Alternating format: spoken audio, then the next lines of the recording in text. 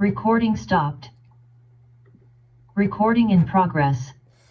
Bueno, pues de acuerdo a lo prometido en el flyer y estando al tenor, al ambiente, a la celebración católica de esta semana, que torpemente algunos llaman la Semana Mayor, no, es la Semana Santa. La Semana Mayor es un invento masónico para no referirse a una festividad católica como es la nuestra, la Semana Santa. Vamos acostumbrándonos a decirle así, por su nombre verdadero. Bueno, pues en esta Semana Santa vamos a ver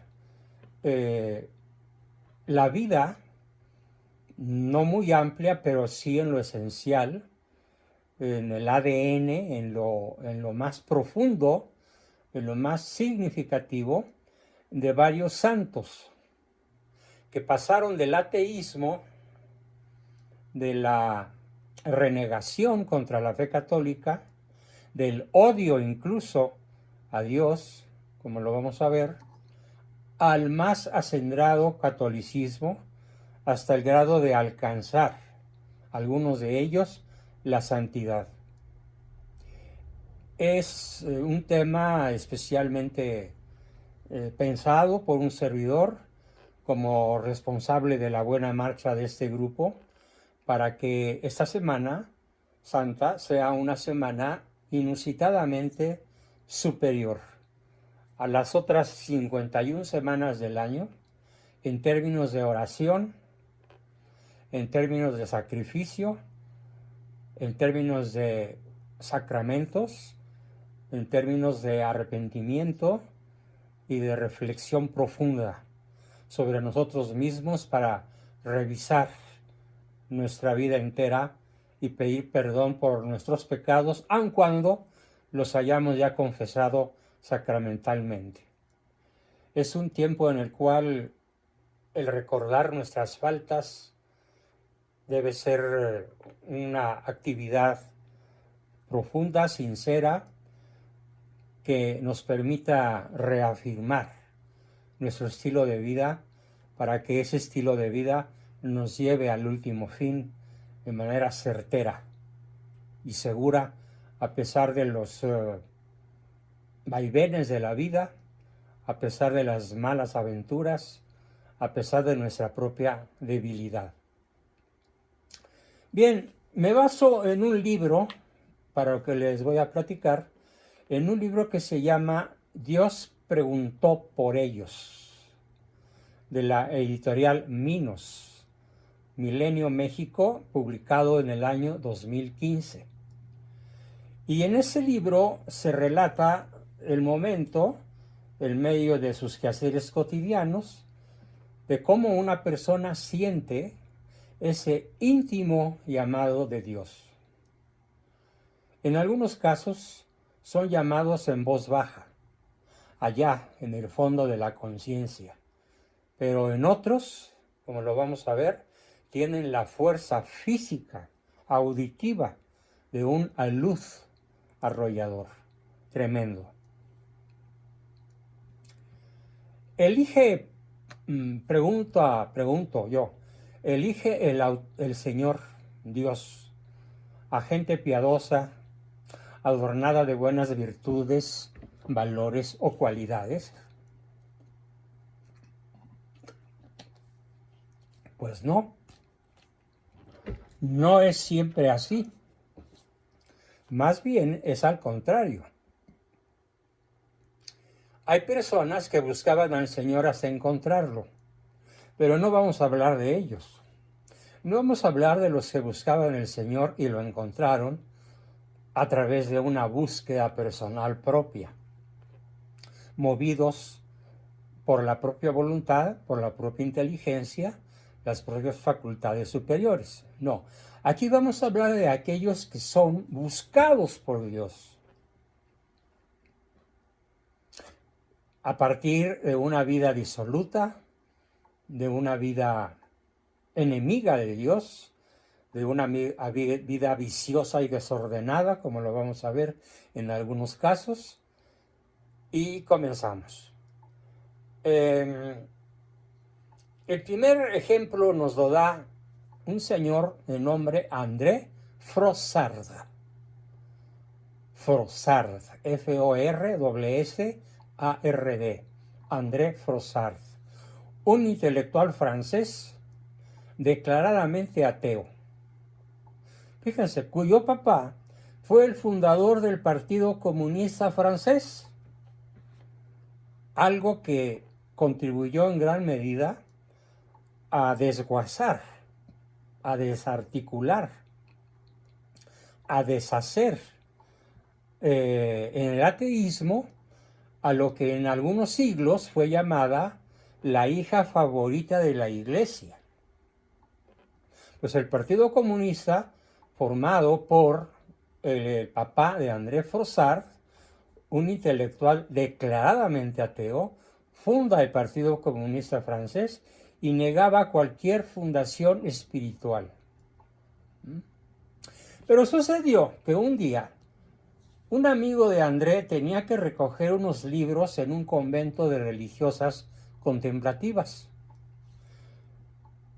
Y como ese amigo se dilataba mucho dentro del convento, no salía este amigo de André con los libros que él esperaba, decidió ir personalmente a buscarlo. Y en la primera capilla que encontró, escuchó un delicado y hermosísimo y armónico coro de religiosas que cantaban a Dios. Y en ese cántico, de pronto, André Frossard, hijo, escuchó una voz potente que le decía: existe la vida interior. Y a partir de ese momento se inició el proceso íntimo de su conversión a la fe católica. Él hubiera podido rechazarlo.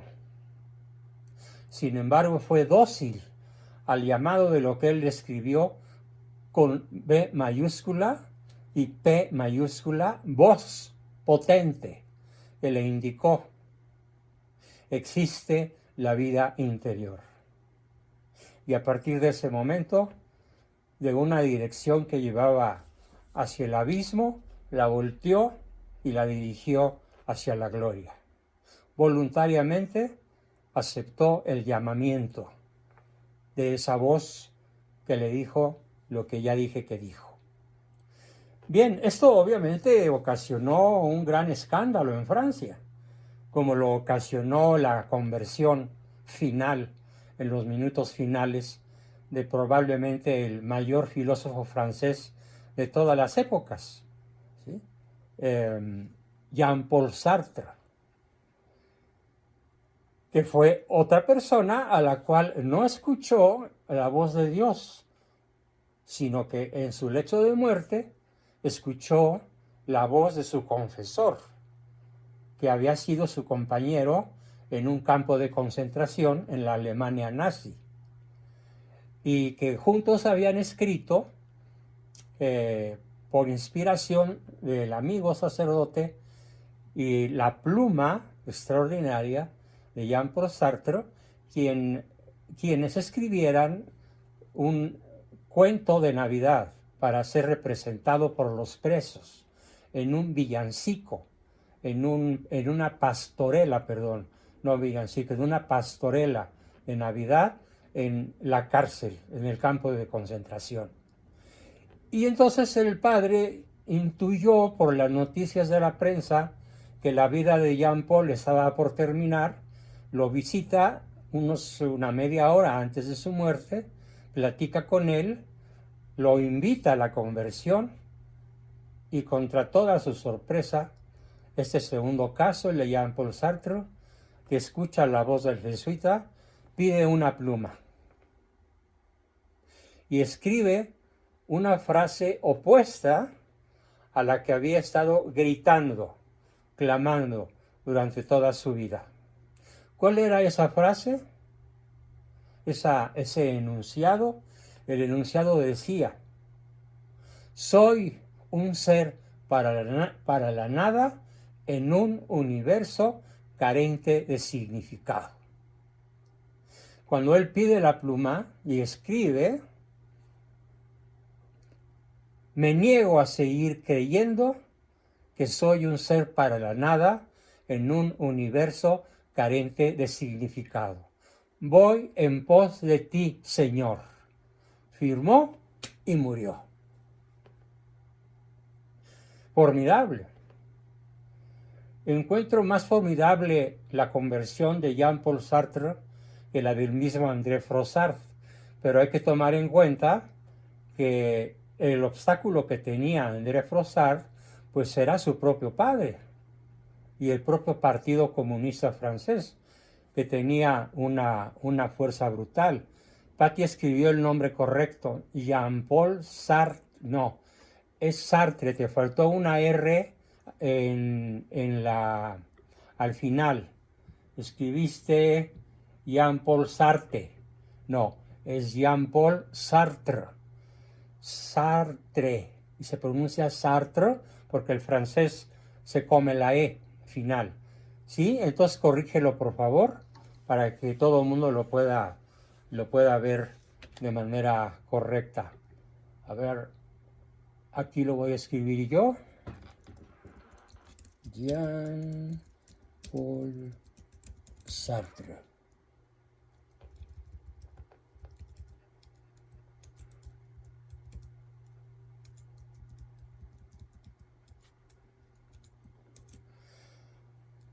Listo, ya lo escribí yo correctamente para que lo aprendan y lo tengan en su mente, con una persona que en los últimos finales de su vida decide ser la mejor versión de sí mismo.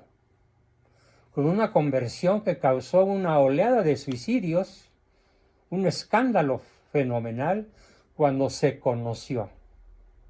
Y ese papelito, escrito por Jean-Paul Sartre en sus minutos finales, fue encontrado físicamente por la doña, por María Félix, quien en una excursión turística por la casa en la que había vivido y muerto Jean-Paul, abrió un libro en donde casualmente estaba colocada la hojita de papel de color azul claro en la que Jean-Paul había escrito esa frase formidable de arrepentimiento, y la trajo a México. Y se sabe que lo tienen los descendientes de ella. Ella lo publicó, ella lo trajo, lo publicó el Universal, y fue así como en México se supo acerca de la conversión de Jean-Paul. Bueno, un tercer caso apasionante, interesantísimo, es la del prestigioso comunicador de nombre Malcolm Muggeridge. Se escribe Muggeridge. Malcolm Muggeridge, que tenía a Dios demasiado lejos en sus intereses. Es más, Dios era un ente opuesto a lo que a él le interesaba. Hasta que se le ocurrió un día realizar un serial de reportajes para la cadena BBC de Londres.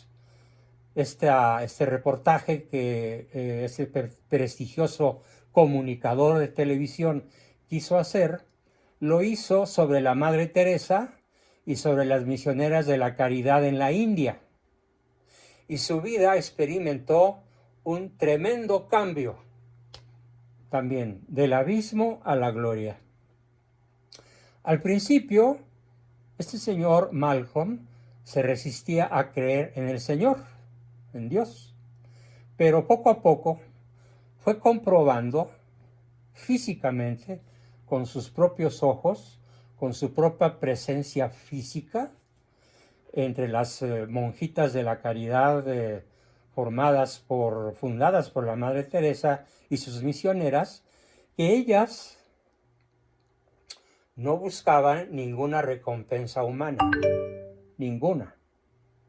sino que su entrega para los más pobres, enfermos y necesitados lo hacían únicamente por amor a Dios. Esto impactó de una manera arrolladora, como una luz incontenible, a Malcolm, y terminó con la humildad y la sencillez de un niño por solicitarle a la Madre Teresa, fíjense nada más, a la mismísima Madre Teresa, le pidió Malcolm Muggeridge que le ayudara y le explicara cómo ingresar en la religión católica. Entonces, desde un neocatecumenado, un neófito, hasta una persona profundamente católica y un gran comunicador católico, Malcolm fue convirtiéndose a partir de la tremenda experiencia personal de la caridad, de las monjitas de la caridad, fundadas por la Madre Teresa, quien, repito, fue la que adiestró, informó, cultivó la inteligencia de Malcolm para que él acabara siendo un ferviente creyente y no menos ferviente practicante de nuestra fe. Bueno, hay un cuarto caso, probablemente más impactante que los que llevamos vistos. Este cuarto caso se trata del Premio Nobel de Medicina, Alexis Carrel, doctor Alexis Carrel. Estaba empeñado en demostrar científicamente que las apariciones de Nuestra Señora de Lourdes no eran más que un caso de fanatismo colectivo. Por coincidencia, en el compartimiento del tren en el que viajaba él de París a Lourdes, él iba a ir a Lourdes para demostrar científicamente la charlatanería de los milagros de Lourdes, viajaba en el mismo compartimiento que Alexis, viajaba una enferma muy grave. Esta enferma muy grave viajaba con su madre, quien la cuidaba y la llevaba a la gruta de Lourdes con la esperanza de que la Virgen la sanara. Y entonces este par de mujeres, al saber que estaban acompañadas por un médico tremendamente famoso en Europa, el doctor Alexis Carrel, le facilitó los estudios médicos que tenía. Se los entregó. Mire, doctor, estos son los estudios médicos de mi hija. Y el doctor Carrel, después de ver los estudios y de ver el estado físico de la muchacha, le dijo a la mamá: señora, lo siento mucho, pero dudo totalmente de que su hija llegue viva a Lourdes. Alexis Carrel esperaba, dada la gravedad de la muchacha, que muriera en el propio tren sin poder llegar a Lourdes. ¿Pero qué creen que pasó? Pues que al arribar el tren al santuario mariano, y ellas, las dos mujeres, se bajan con la ayuda de Alexis Carrel, quien la siguió muy de cerca a la enferma y a la madre, y la enfermita se adentró en la pequeña gruta de Lourdes. ¿Y qué creen? De inmediato recuperó la salud y salió de la gruta sonrosada, sin fiebre, caminando por sí misma, sin ninguna clase de apoyo, y diciendo: me siento absolutamente fuerte, saludable y curada por la Virgen de Lourdes. El premio Nobel, Alexis Carrel, cayó de rodillas ante la Virgen de Lourdes porque tuvo una especie, como él lo escribió después, de terremoto interior. Y ese terremoto interior, en cuestión de horas, lo llevó a una profundísima conversión a la fe católica, de la cual se volvió un acérrimo defensor y propagador. El médico ateo que quería demostrar científicamente la charlatanería de Lourdes, fue convencido físicamente por la curación milagrosa e inexplicable para la medicina de la chica que estaba a punto de morir y de la que él había dicho que no llegaría viva a Lourdes. Historia verdaderamente apasionante. Pero hay otra historia, probablemente la más impactante de todas.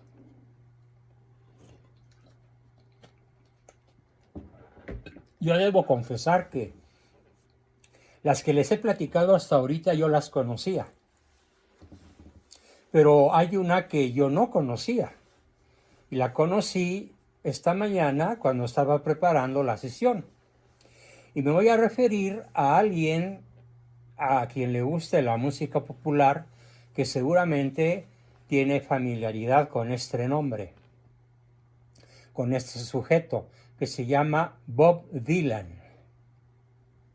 Bob Dylan fue Premio Nobel de Literatura en el 2016. Y Bob Dylan ha sido un conocido cantautor de las canciones de protesta, con planteamientos sociológicos y filosóficos sobre nuestro tiempo desde un punto de vista materialista y ateo. Los estudiosos intelectuales y conocedores de la música contemporánea consideran a Bob Dylan un hito, una marca especial, un antes y un después dentro de la música popular de los siglos XX y XXI. Durante muchos años de su vida, décadas incluso, Bob Dylan se dedicó a la vida bohemia, a consumir alcohol y drogas y sexo en cantidades industriales, frenéticamente, habitualmente, consuetudinariamente. Pero Dylan relata que estando solo durmiendo en un hotel hacia la medianoche, sintió como un trayazo. Un trayazo. Lo digo en el mismo sentido que los locutores de fútbol dicen, con un trayazo de Pelé, triunfó Brasil sobre Alemania y se coronó campeón mundial. Ese trayazo.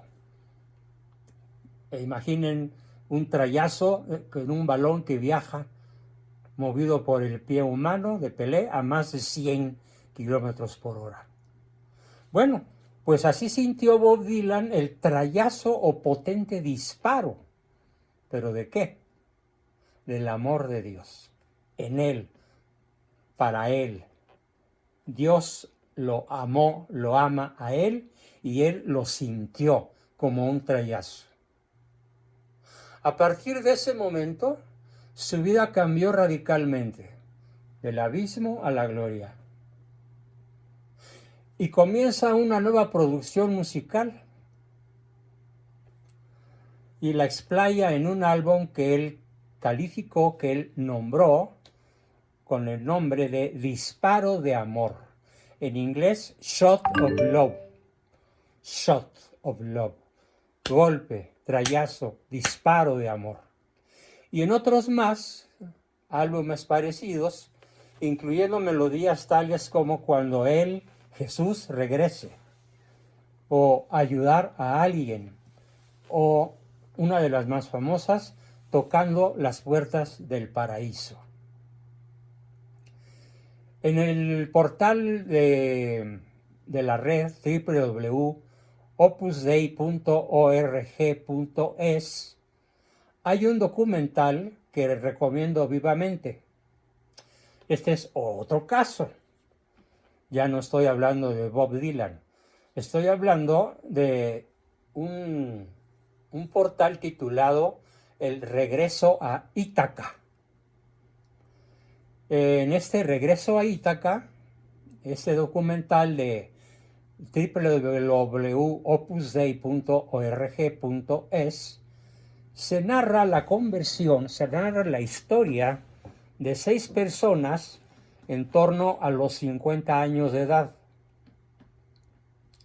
que volvieron a la fe.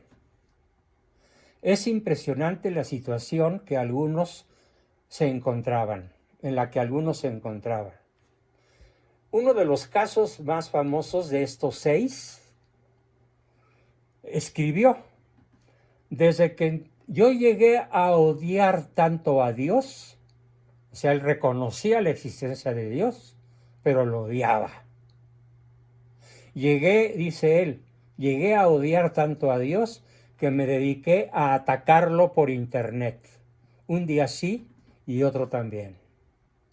Otra persona de estos 6 platicaba: desde que entré a estudiar psicología, ya desde el primer semestre, fueron tan virulentos los ataques contra la fe que dejé de creer. Y ahora un comentario aquí muy personal, mío. Cuando yo empecé a estudiar psicología en el año 1961, muchos de ustedes no habían nacido, en el año 1961, o eran muy niños, y yo ya tenía 18 años, yo me vi fuertemente atacado en mi fe católica por la totalidad de los maestros de la Ibero, incluyendo un sacerdote jesuita que era el rector de la Universidad Iberoamericana. Durante varios meses mi fe fue atacada por todos mis maestros al estudiar psicología. Nada más que, a diferencia del caso que estoy narrando, en vez de hacer peligrar mi fe, me pasó algo muy curioso. Fue como una vacuna, en la cual mi fe salió fortificada, profundizada, reafirmada, justamente por la solemne estupidez, por la solemne ignorancia y los absurdos mitos de los maestros hombres y mujeres que intentaron hacerme tomar la decisión de tirar a la basura mi fe católica ancestral desde mis bisabuelos, y particularmente heredada por mi padre, un formidable teólogo y filósofo de altísimo nivel. Bueno, pero muy pocos, no sé por qué Dios obró así en mí, muy pocos que yo conozca se ven reforzados en su fe cuando su fe es atacada. En el caso que narro, dejaron de creer. Y ya como psicóloga, narra esa persona, mujer, ya como psicóloga perdí la noción de pecado. Es el peor pecado de la psicología posmoderna, que el terapeuta pierda la noción de pecado y pierda la capacidad de hacerle ver que el pecado mortal es para el paciente la principal causa raíz de sus desvíos psicológicos, de su esquizofrenia, de su bipolaridad, de su neurosis obsesiva. El pecado es la fuente de todo mal espiritual y psíquico. Pero la psicología contemporánea lo niega, como lo negó esta famosa psicóloga que ya desde el primer semestre perdió la fe ante los virulentos ataques a ella, a la fe de todos sus maestros. Y claro, cuando se pierde la noción del pecado, pues se pierde la noción del bien y del mal. Y obviamente se pierde también la noción del último fin de la raza humana. A esta muchacha, a esta señora, le daba igual 8 que 80 pecados mortales. Vivía, reconoce ella, en un estado de laxitud, es decir, de absoluta indiferencia, caída, debilidad. Laxitud es como una liga que se estira y se estira y se estira, pero no regresa a su forma original, porque ha perdido su elasticidad y se ha vuelto laxa, débil. Y vivía pues en un estado de laxitud y de total indiferencia hacia Dios. Pero por fortuna, estos 6 casos que se conocían entre sí, al final, de allá por sus años 50, tienen un feliz retorno a la fe. Y igual que el personaje Ulises de la obra La Odisea, también llamado Ulises Odiseo, recuerden por favor cómo la Odisea narra el viaje que por 20 años, aventuras que durante 20 años sufrió Odiseo antes de llegar a su hogar en Ítaca, Grecia. Bueno, pues ellos narran el regreso a casa.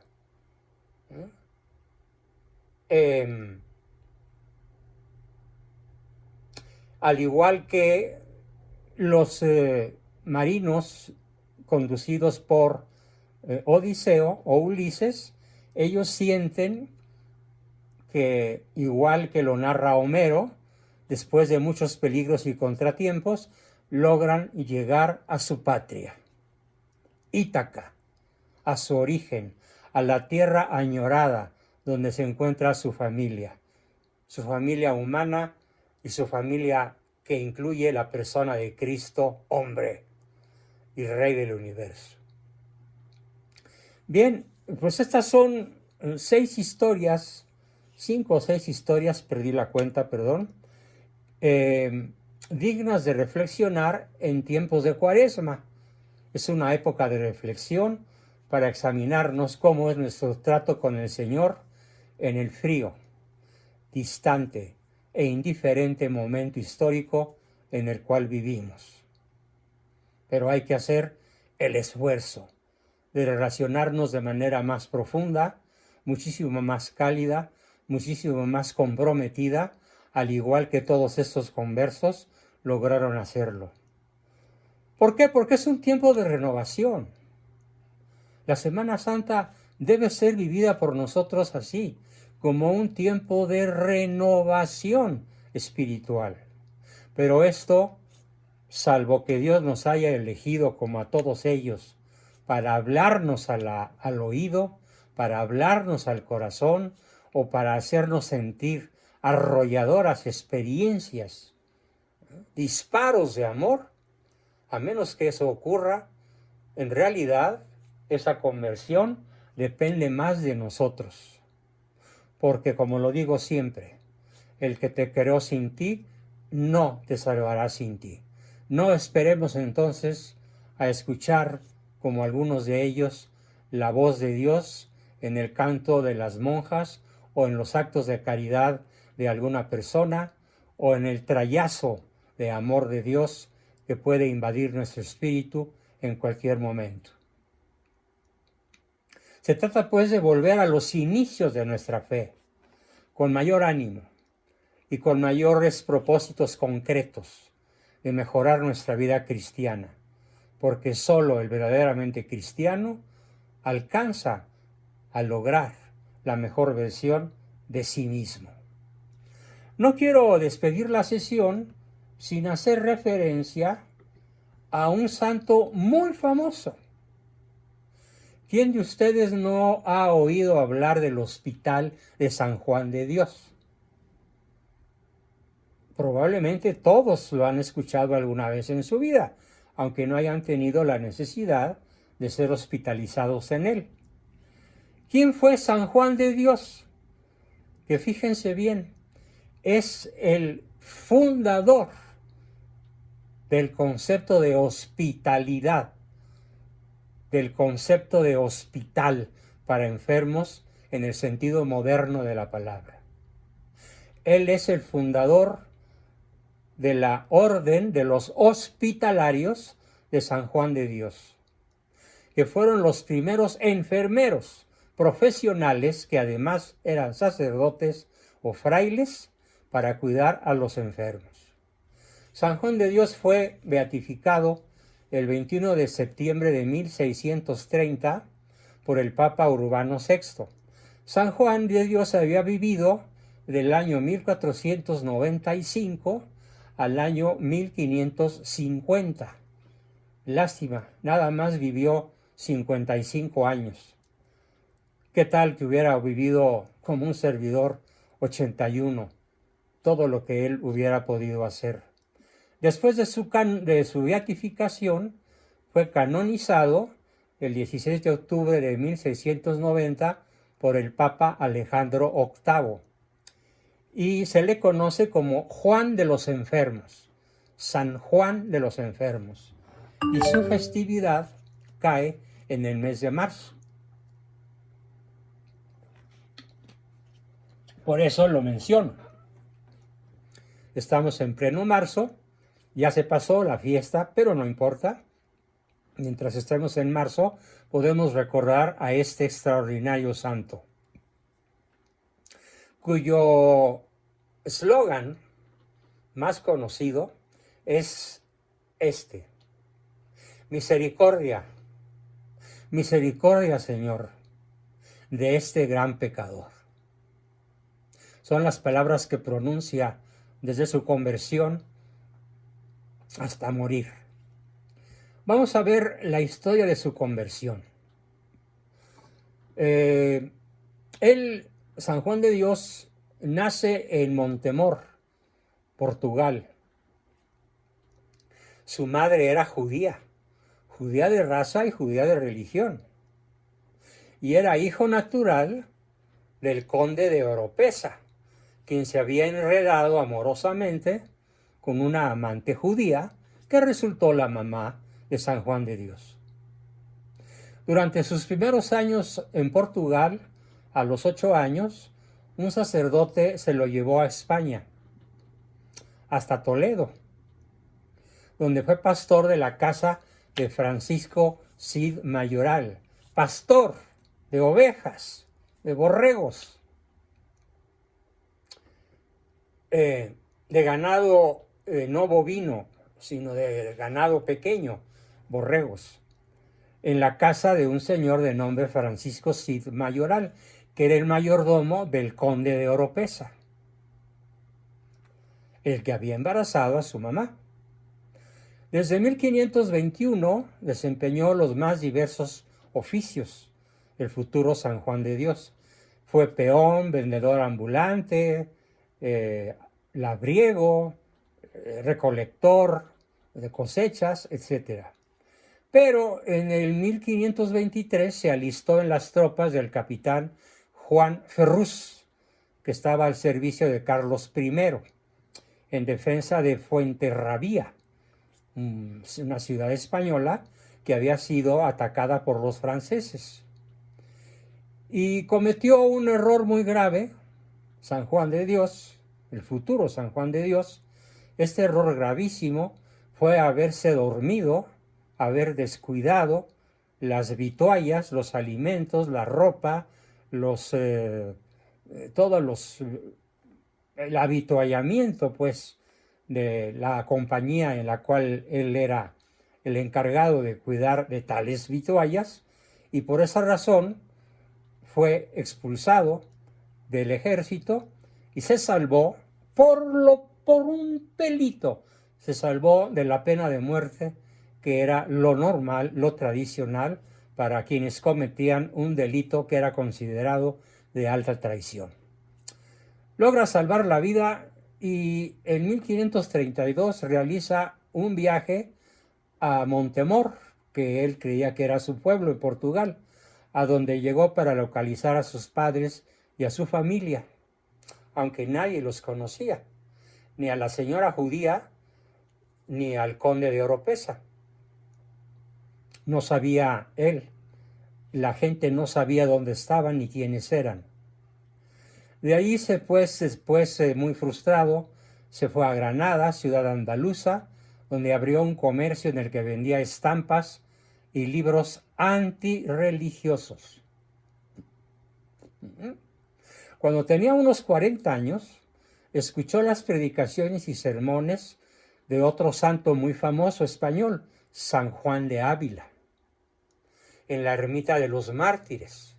Y conmovido por sus palabras, Juan salió de ahí dando de gritos, dando alaridos, después de escuchar a San Juan de Ávila, dando alaridos, pidiendo a Dios misericordia, arrojándose por el suelo y haciendo duras penitencias públicas, lo que lo lleva además a destruir los libros antirreligiosos que vendía y a vagar casi desnudo y hambriento por toda la ciudad. Por toda la ciudad de, repito el nombre, Montemor, en Portugal. Las autoridades públicas lo tomaron prisionero por escándalo público y lo ingresaron en el Hospital Real, que era un hospital para enfermos mentales, lo cual le permitió a San Juan de Dios ser testigo del nefasto trato, brutal, inhumano trato que sufrían los pacientes en estas infernales instituciones. Y les platico, yo como psicólogo puedo constatar que no ha variado para bien, no ha variado para mucho ese trato brutal que en los hospitales mexicanos psiquiátricos todavía se les da a los enfermos mentales.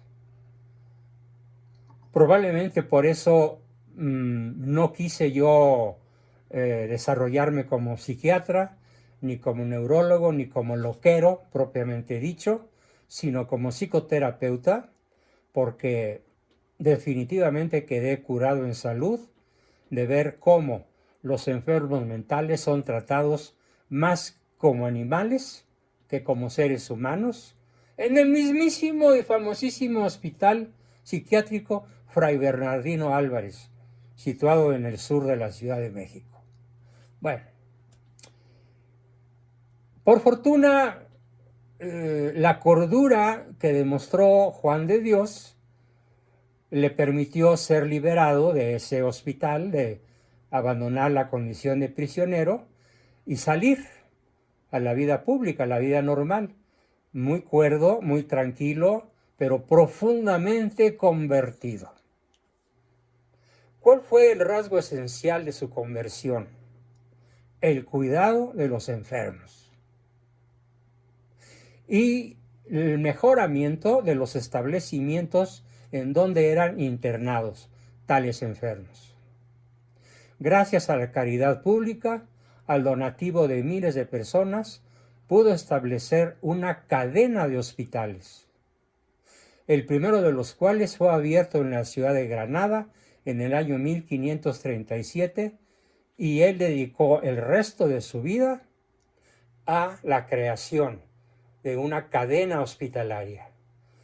Así fue fundador de la Orden de los Hospitalarios de San Juan de Dios en el mismo año de 1537, aunque no recibió la aprobación papal sino hasta 1572, cuando él ya estaba difunto, porque murió el 8 de marzo de 1550 en la ciudad de Granada.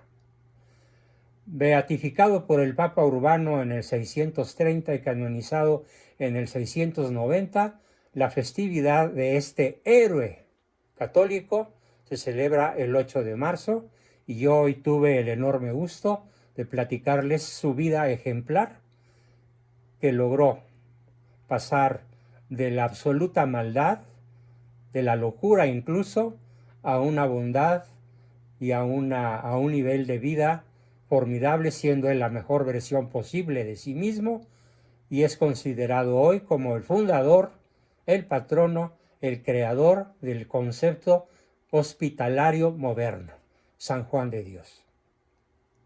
Incluso en la ciudad de Guadalajara, un barrio entero muy famoso es el barrio de San Juan de Dios, en donde yo tuve la fortuna de vivir algunos años, siendo todavía un matrimonio muy joven, mi esposa y yo, en el barrio de San Juan de Dios, Guadalajara.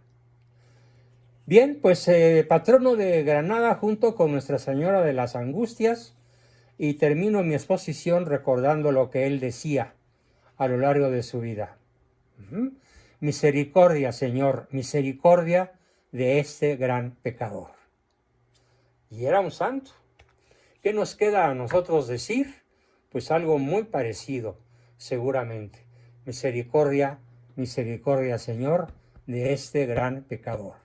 Lo digo pensando en mí, con toda sinceridad y apertura, en esos momentos en los que declaro que nuestra sesión de hoy, lunes santo, ha terminado, para dar paso brevemente a sus preguntas, comentarios, dudas, aportaciones y demás cosas que siempre hacemos al terminar la sesión.